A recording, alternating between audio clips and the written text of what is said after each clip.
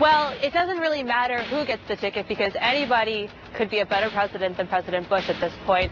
And let's focus on just a Democrat winning in 2008 and put aside everything. But that's not the question. I said, who would, if you had to pick somebody? I'm sorry, what? If you had to pick somebody, who would you pick?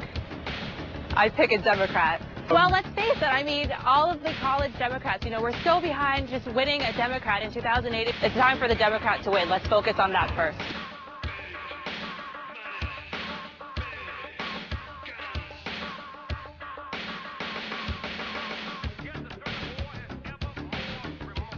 But I also got to say this.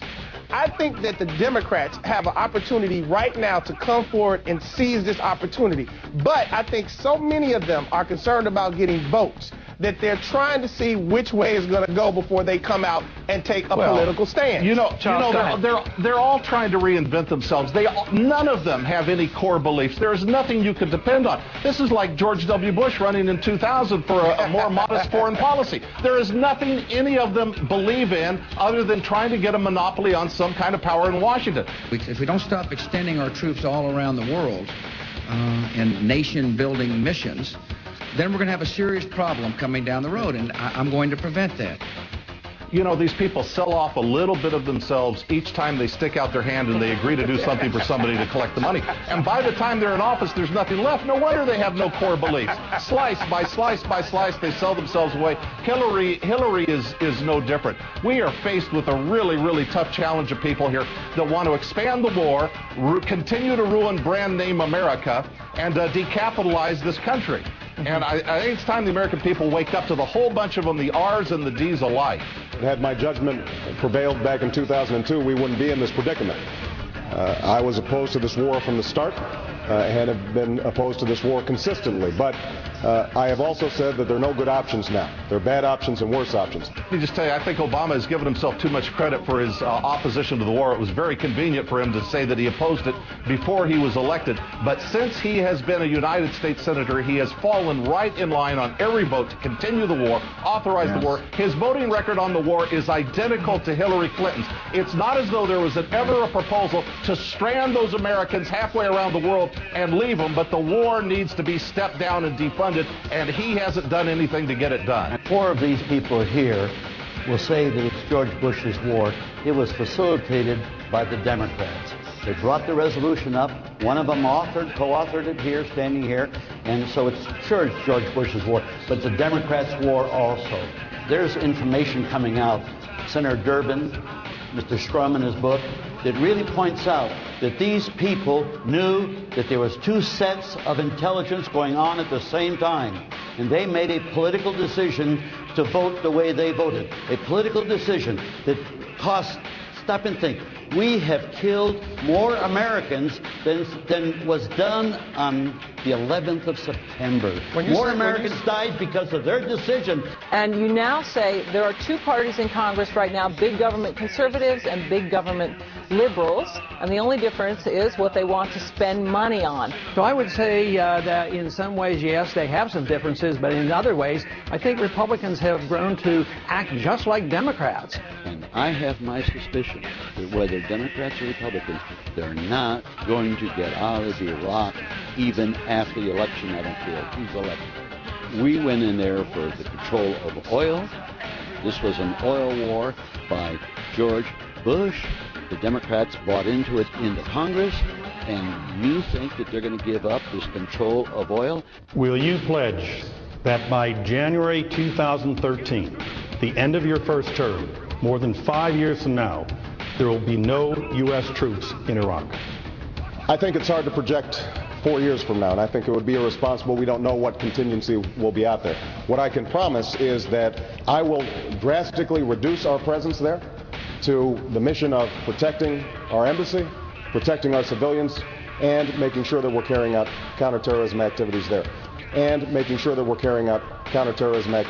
Senator Clinton, Democrats all across the country believed in 2006, when the Democrats were elected to the majority in the House and Senate, that was a signal to end the war, and the war would end. You have said that you will not pledge to have all troops out by the end of your first term, 2013. Why not? Well, Tim, it is my goal to have all troops out by the end of my first term. But I agree with Barack. It is very difficult to know what we're going to be inheriting. You know, we do not know, walking into the White House in January 2009, what we're going to find. Senator Edwards, will you commit that at the end of your first term in 2013, all U.S. troops will be out of Iraq?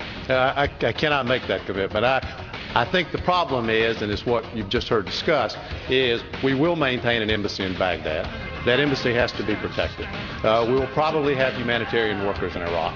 Those humanitarian workers have to be protected.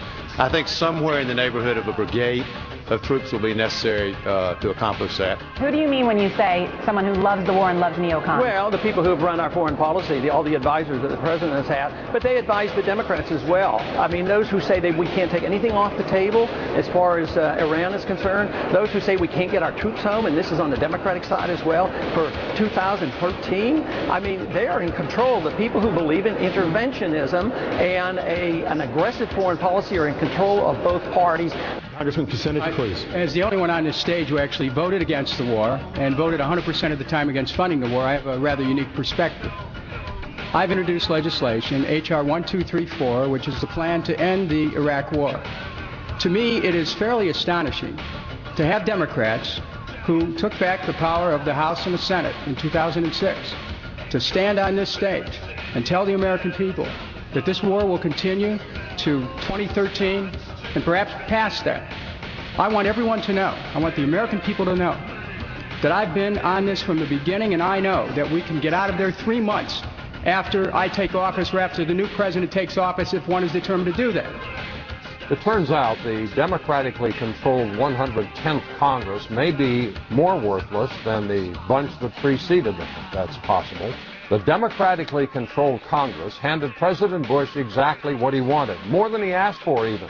Legislation that broadly expands the administration's power to eavesdrop without warrants on Americans' international phone calls and emails. Samantha in Arizona writes, Jack, congratulations to our Congress in backing a president who continues to violate our Constitution and prolong a lie-based war. They have just proven they are not only as corrupt as he is, but they keep violating they keep completely useless. It's time to keep voting every incumbent out of office. And Tom in Delaware writes, the Democrats have joined the Republicans in scuttling the Constitution.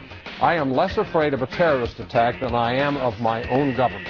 You know, with respect to the question, though, about the Democrats taking control of the Congress, I think the Democrats have pushed extremely hard to change this president's course. The Democratic leadership has, in sum, claimed a compromise with the administration, in which the only things truly compromised are the trust of the voters, the ethics of the Democrats, and the lives of our brave and doomed friends and family in Iraq. Mr. Bush has failed, Mr. Warner has failed, Mr. Reid has failed. So, who among us will stop this war of lies? To he or she fall the figurative keys to the nation. To all the others, presidents and majority leaders and candidates and rank-and-file congressmen and senators of either party, there is only blame for this shameful and bipartisan betrayal. You have two political parties, the Republicans and the Democrats, that are simply, those two parties are simply opposite wings of the same bird, and they're giving the bird to the American people. I think the large majority of the American people are ready for changes, and that the base of the Republican Party and the base of the Democratic Party is pretty small compared to the people who are disgruntled.